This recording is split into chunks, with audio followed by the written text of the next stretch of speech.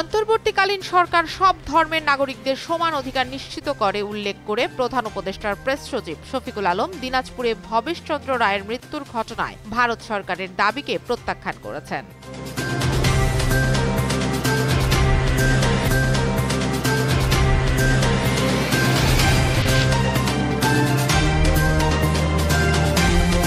বিএনপির স্থায়ী কমিটির সদস্য নজরুল ইসলাম খান বলেছেন, এই সরকারের বিরুদ্ধে আন্দোলন করার প্রয়োজন নেই। আমরা মনে করি না যে তেমন কিছু দরকার হবে, কারণ আমরাই এই সরকারকে বসিয়েছি এই প্রত্যাশায় যে দেশে গণতন্ত্র পুনঃপ্রতিষ্ঠায় তারা ভূমিকা পালন করবে।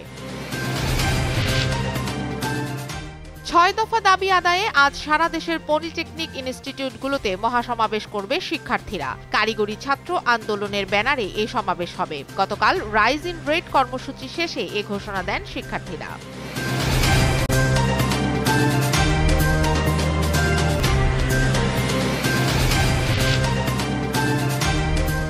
ফিলিস্তিনি প্রধানমন্ত্রী মোহাম্মদ মুস্তাফাকে অধিকৃত পশ্চিম তীরের কয়েকটি ফিলিস্তিনি শহর ও গ্রাম পরিদর্শনের অনুমতি দেয়নি ইসরায়েলি কর্তৃপক্ষ।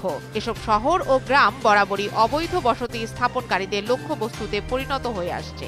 এক প্রতিবেদনে এই তথ্য জানিয়েছে বার্তা সংস্থা আনাদোলু। গত 18 মার্চ গাজায় নতুন করে ইসরায়েলি হামলা শুরু হওয়ার পর থেকে প্রায় 1800 ফিলিস্তিনি নিহত হয়েছেন। এমন অবস্থায় গাজায় আক্রমণ আরও জোরদারের নির্দেশ দিয়েছেন ইসরায়েলের প্রধানমন্ত্রী বেঞ্জামিন নেতানিয়াহু। এক প্রতিবেদনে এই তথ্য জানিয়েছে বার্তা সংস্থা আনাদোলু।